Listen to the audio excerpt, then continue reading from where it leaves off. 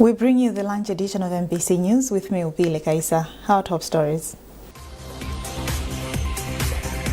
Education sector allocated a lion's share in the proposed 2026-2027 national budget. The Malawi Police confirms the arrest of former Malawi Broadcasting Corporation MBC Director General George Kasakula and former Director of Finance Jack Kamwachali for allegedly abusing their office. And Tobacco Commission assures tobacco farmers of better prices during this year's tobacco selling season.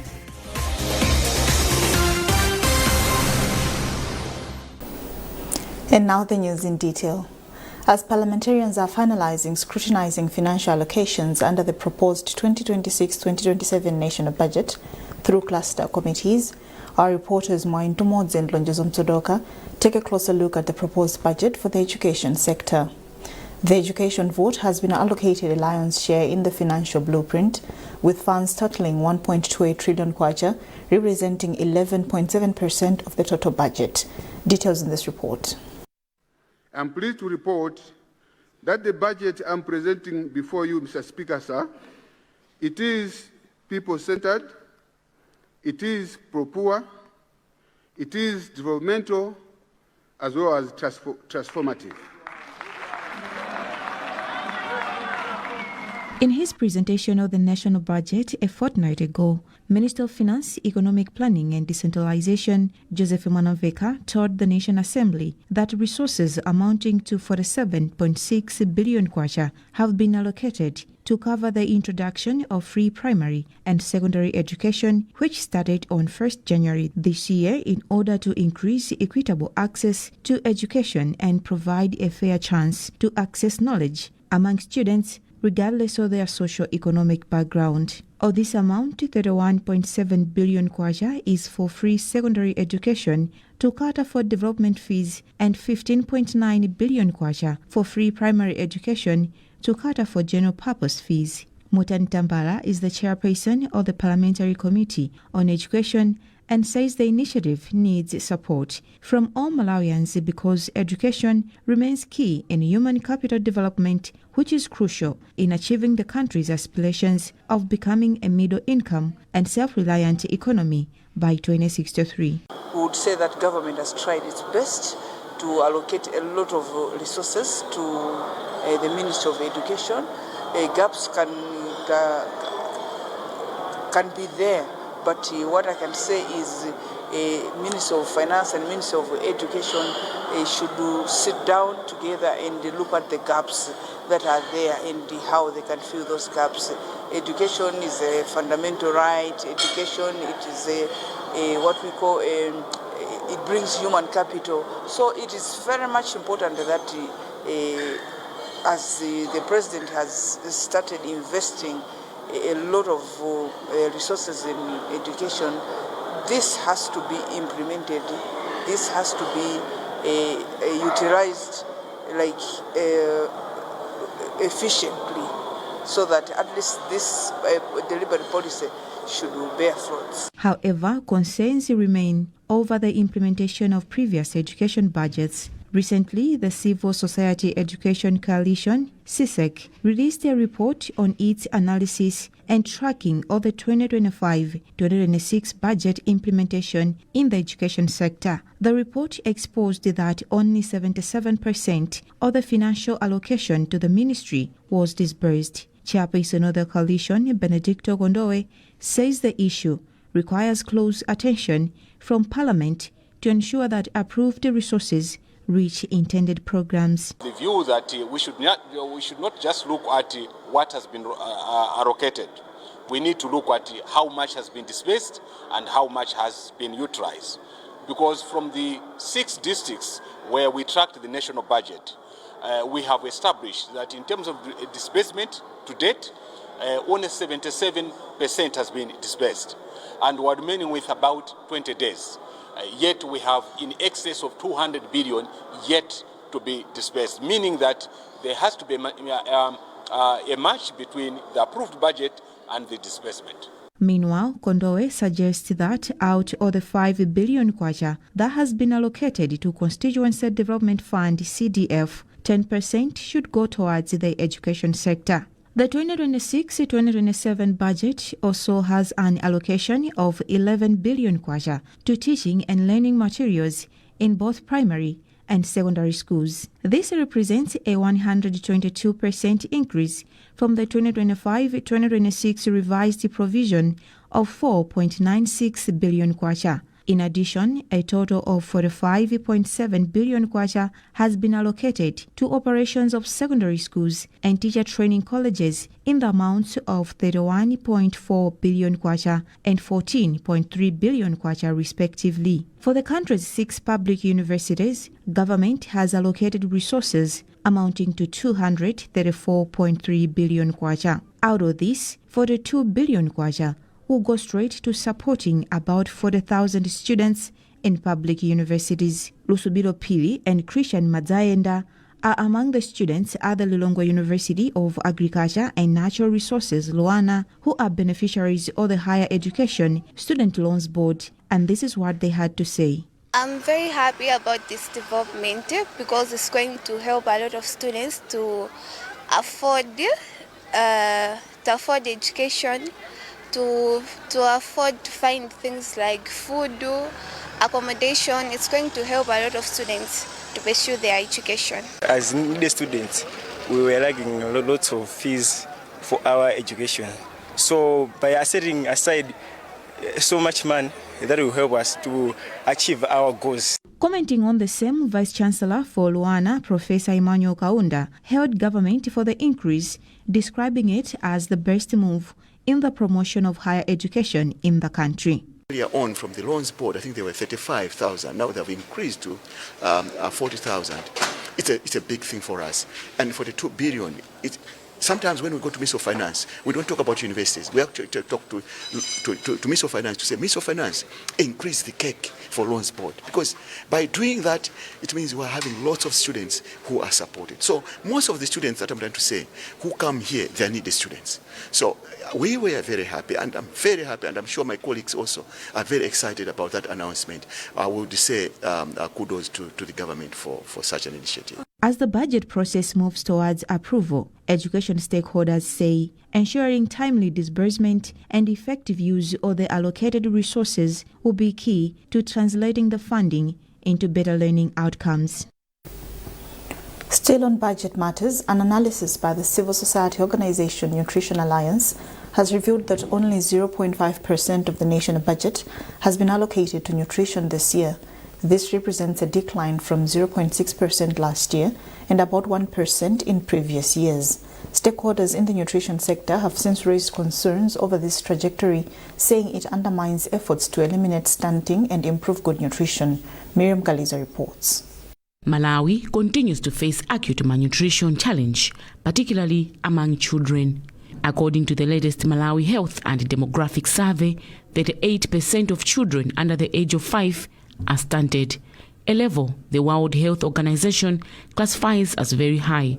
Experts say the situation has persisted for more than a decade, with limited progress despite various interventions. The civil society organization Nutrition Alliance, CISONA, says declining funding for nutrition programs risks worsening the situation, especially at a time when some developmental partners are cutting their aid. CISONA National Coordinator Joseph Gausi says Malawi must strengthen political will, financing and programming if the country is to make meaningful progress in fighting malnutrition. We engaged members of parliament because we understand that they have the oversight role.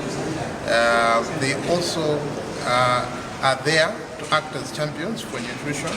We would like them to engage the Ministry of Finance and the various sectors in government to lobby for more funding for nutrition. We are calling on them to also consider the issue of the food and nutrition bill, which has been in draft form since 2009 when it was first drafted. Until to date, it has not reached Parliament yet. We know that it is still under the Ministry of Justice, where it has been being prepared. But them as members of Parliament, they can also ask the Ministry of Justice the status of the bill so that it comes to Parliament to help us also cover some of the areas that we see that are failing our nation. Nutrition expert from the Lilongwe University of Agriculture and Natural Resources, Dr. Alexander Kalimbira, says Parliament has a critical role to play during the ongoing budget process by scrutinizing allocations and ensuring that nutrition interventions receive adequate support. Kalimbira has also urged lawmakers to push for the long-awaited food and nutrition bill, which has remained in draft form since 2009, saying the legislation would help strengthen regulation and coordination of nutrition programs in the country. Meanwhile, Vice Chairperson of the Parliamentary Committee on Health, Maureen Chira, has assured stakeholders that the committee will follow up on the bill to ensure it is brought before Parliament.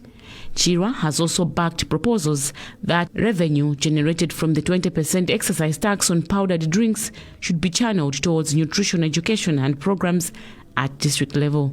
Most of the stunting is in the rural areas, and most of the places where they sell these powdered drinks are in the rural areas. So I think I'm in support of it, that this 20% tax should really go back to the people where it has been taken from, because it will go a long way, as we know that there's a reduction in the financing when it comes to nutrition. So this one will boost up the budget when it comes to nutrition. We have seen a deficit of 190 billion. It's a lot, and we are at a crucial moment whereby our donors are leaving us. So we need to find where to get this money, and it's a good proposal by the Honorable Minister of Finance, and we are in support of it, but let this money go to where it is being taken from. Stakeholders say investing more resources in nutrition is key to tackling stunting, rising cases of obesity, and other forms of malnutrition that continue to undermine the country's health, productivity, and long-term development. Miriam Kaliza, MPC News, Lilongwe. The Public Accounts Committee PAC of Parliament has ordered EMJ Advisory Public Accountants to submit contract agreements, emails and disclose who authorized them to commence consultancy work in the valuation of Amaryllis Hotel without a finalized contract agreement by today, Thursday, 12 March 2025. Chairperson of the committee, Stephen Baba Malondera, issued the order in Lilongwe when officials from EMG Advisory Public Accountants appeared before the committee regarding the process surrounding the purchase of the hotel. Details in this report by Lonjezo Msodoka and Madalito Mhango. On Wednesday, the Public Accounts Committee PAC met stakeholders from EMJ Advisory Public Accountants, a firm that provided auditing, accounting and business advisory services over the purchase of Amaryllis Hotel. The meeting followed a public inquiry launched to investigate the hotel's purchasing process, which attracted public outcry for further inquiry. Appearing before the committee, Director of EMJ Public Accountants, Emmanuel Chisale, said the firm was engaged in November 2025 by trustees of the Public Service Pension Trust Fund to provide professional advisory services, but not to participate in negotiations for the hotel purchase. When asked by the committee whether they are registered property valuers, Chisale said they are not qualified to conduct property valuations, but argued that they were capable of undertaking the assignment based on their experience and professional qualifications. Meanwhile, Chairperson of Parliamentary Accounts Committee, Stevie Baba Malondera, has urged EMJ Public Accountants to submit all necessary documents, information and emails to the committee by Thursday noon, 12 March 2025. This is against the law. You cannot start undertaking a business of this magnitude without having a contract. And at the same time, you're looking at the analysis which was done by other asset managers for a period of over 3 months, being done by these colleagues for around 10 days. For us, we feel that there was a challenge. And we're here just to ensure that all the details are brought before us. Responding to the development, Chisale said the firm was paid 26 million kwacha for the work. He also told the committee that the payment was made after the contract was signed, despite the firm starting the work before the contract agreement had been fully drafted. He said all they did was to offer advisory services. Our role was that of advisory, that's all. We did the work as advisory. We presented the report, the decision to proceed with whatever decision they made, and the recommendation that was done was left with the board of the pension fund. We did not take part in terms of price negotiations, and we had given recommendations in terms of what were they supposed to do before implementing the recommendations. Parliamentary Accounts Committee has been meeting involved stakeholders in relation to the purchase of Amaldi's Hotel as part of the inquiry process. The Malawi police have confirmed the arrest of former Malawi Broadcasting Corporation MBC Director General George Kasakula and former Director of Finance Jack Kamwachali. Speaking to MBC, National Police spokesperson Lyle Chintembo said the two have been arrested for allegedly abusing their offices, financial mismanagement, among others. Chintembo speaks to Geoffrey Chinawa. So I can confirm that the Malawi Police Service arrested George Damasekani Kasakula, former Director General of MBC, and Mr. Jack Kamwachali, former Director of Finance at MBC. What charges are these men facing? They are facing abuse of office. The two are alleged to have been involved in financial mismanagement of the corporation's account, including the unauthorized airing of advertisements without payment. And it is further alleged that they attempted to delete or manipulate records to conceal their actions. And our investigations have also revealed systematic failures in internal controls at the corporation. This far, what is the progress of the case? Caution statements are being recorded today, and they will be taken to court tomorrow. You are watching MBC News. A reminder of our top stories. Education sector allocated a lion's share in the proposed 2026-2027 national budget. The Malawi Police confirms the arrest of former Malawi Broadcasting Corporation MBC Director General George Kasakula and former Director of Finance Jack Kamwachali for allegedly abusing their office. And Tobacco Commission assures tobacco farmers of better prices during this year's tobacco selling season.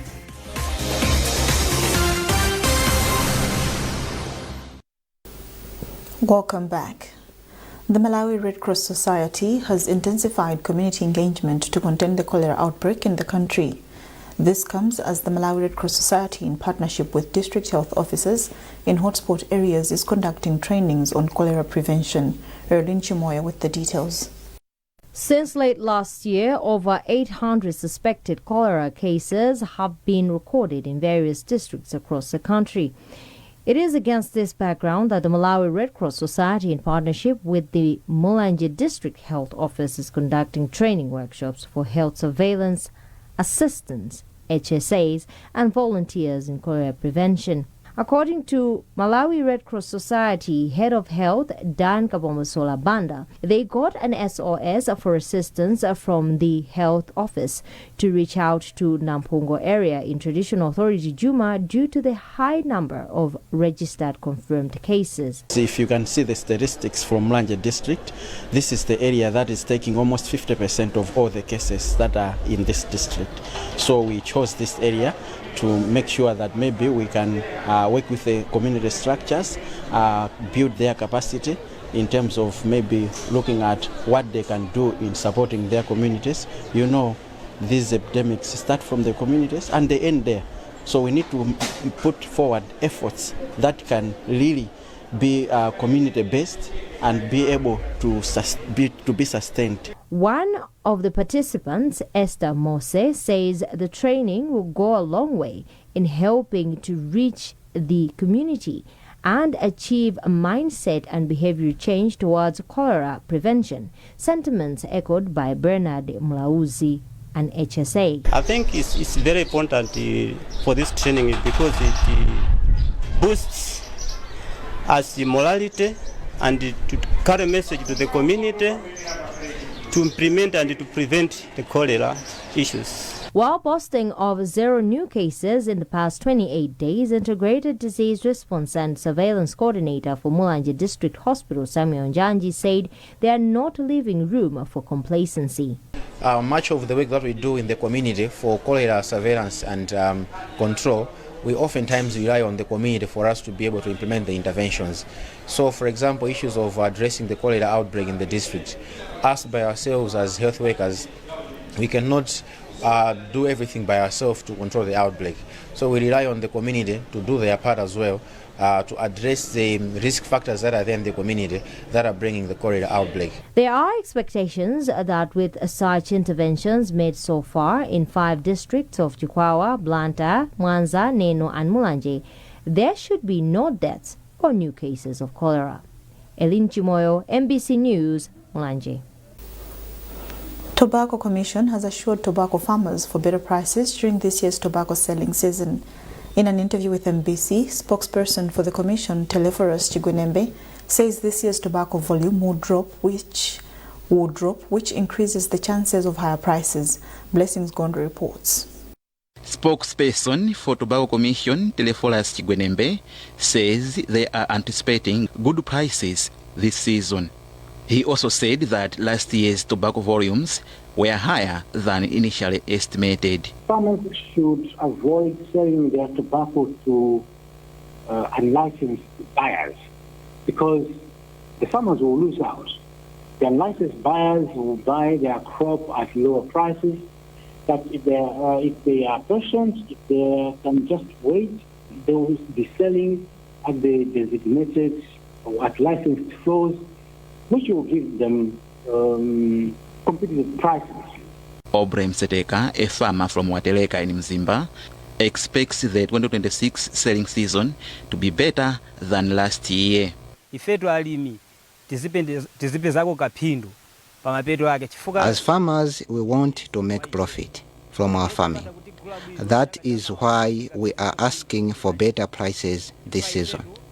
This will help us sustain our households. Another farmer, Naomi Chavula, says this year her area experienced heavy rains, which will likely reduce yield through leaching. Heavy rains have reduced the soil fertility, but we expect better prices for what we will produce. Last year, the tobacco market was saturated with higher volumes of tobacco, and the prices dropped from an average of $2 per kilogram to an average of $1 per kilogram. The Tobacco Commission will soon reveal the dates for opening of this year's tobacco selling season. Blessings Gondwe, MBC, Mzimba. The Lilongwe University of Agriculture and Natural Resources, Luana, is encouraging young farmers in the country to venture into macadamia production, describing the crop as one of the most profitable agricultural enterprises.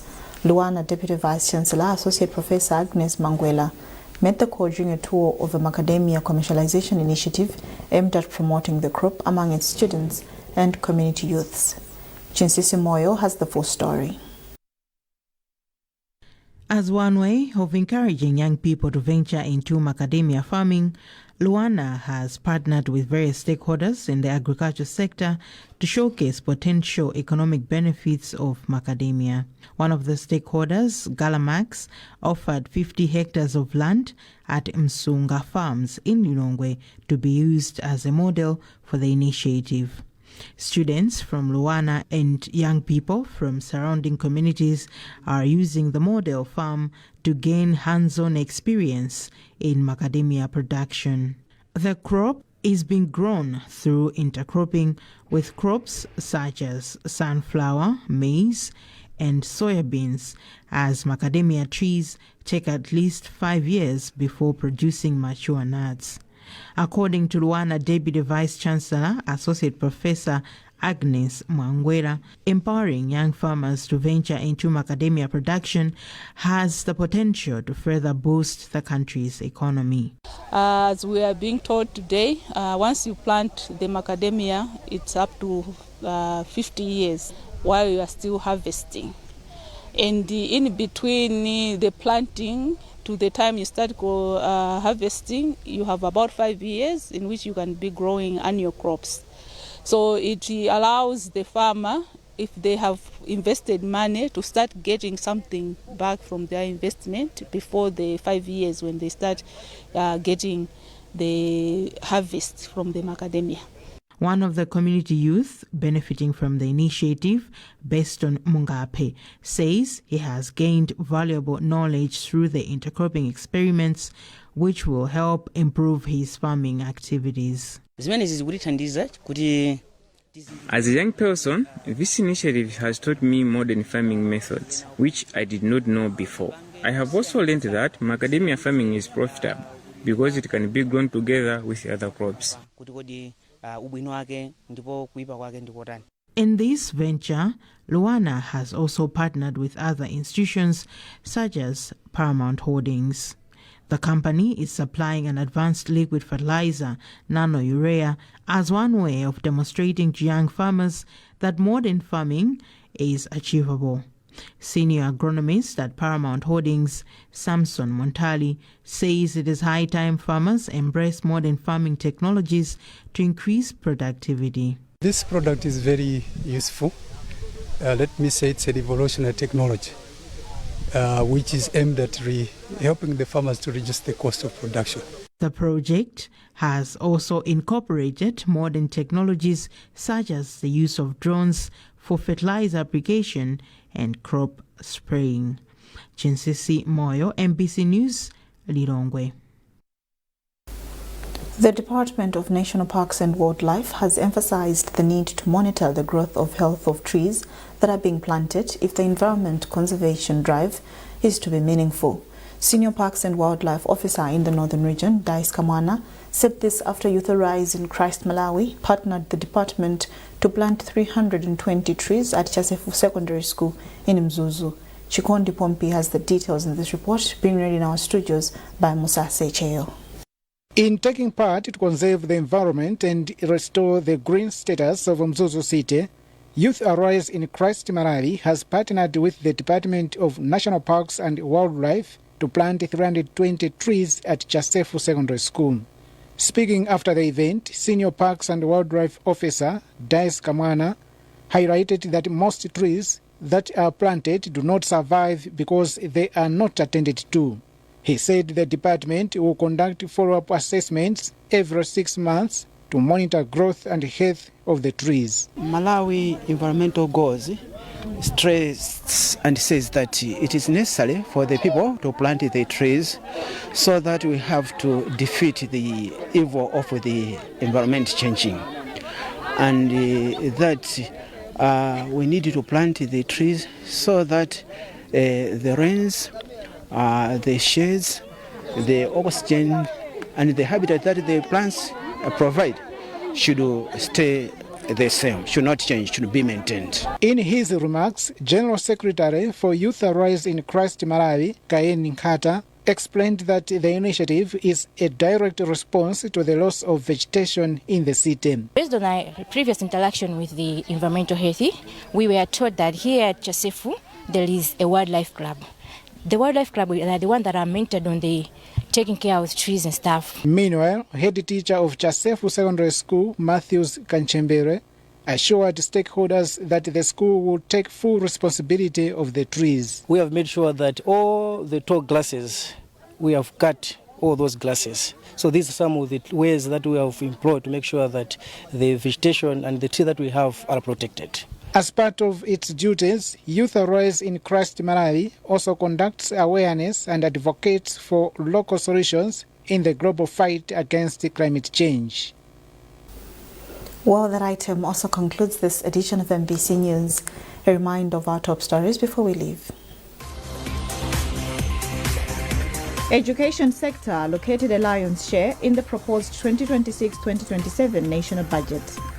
The Malawi Police confirms the arrest of former Malawi Broadcasting Corporation MBC Director General George Kasakula and former Director of Finance Jack Kamachali for allegedly abusing their office. And Tobacco Commission assures tobacco farmers of better prices during this year's tobacco selling season.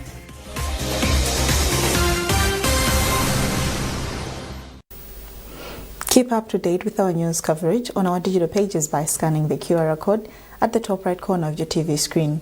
You are with me, Opili Kaisa. Thanks for watching. Good afternoon.